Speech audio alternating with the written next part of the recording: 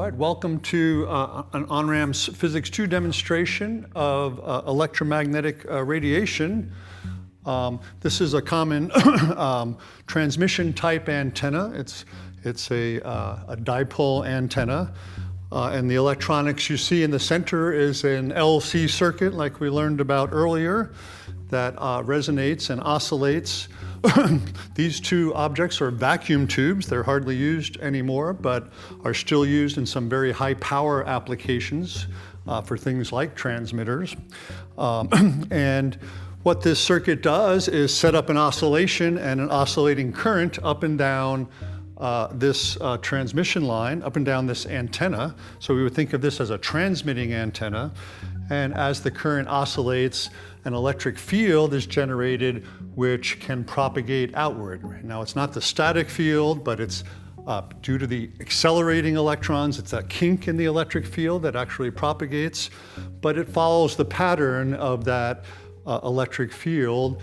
For example, if positive charges are here and negative charges are here, the electric field points from positive to negative and will radiate outward, pointing that way. So let's take a look. This is transmitting.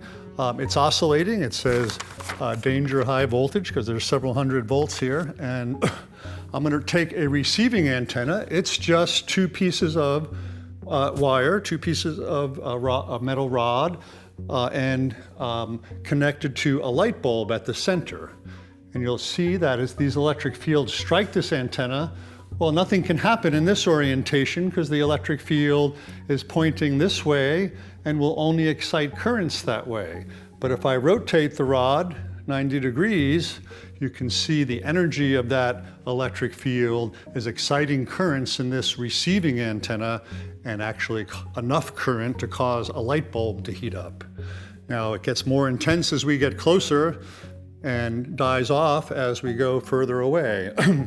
And eventually, if it was an isotropic source propagating in all directions, it would drop off in intensity as 1 over r squared. The power coming out of that transmitter would be spread over larger and larger spheres.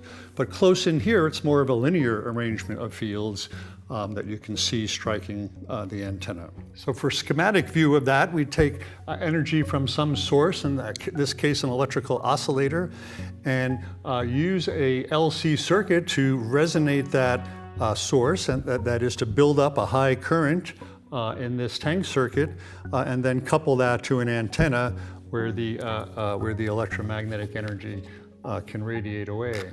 And those patterns are a little more complicated than the lines I saw. We were looking at a line perpendicular to this, we're looking at a line close to the antenna, but as it propagates away, the pattern becomes curved and a little more complex. Now, the receiving antenna, there are a couple kinds, and the one that we just saw was this sort of linear half-wave antenna. So when the electric field strikes it, it excites a current in oscillating directions as the electric field changes direction. You may have seen another kind of antenna. It's a loop antenna. And in this case, it's not the electric field, but the magnetic field that couples to it. It's simply Faraday's law, where as the magnetic flux through the loop changes, a voltage is induced around the loop. And of course, that happens millions or billions of times per second as the electromagnetic wave passes by.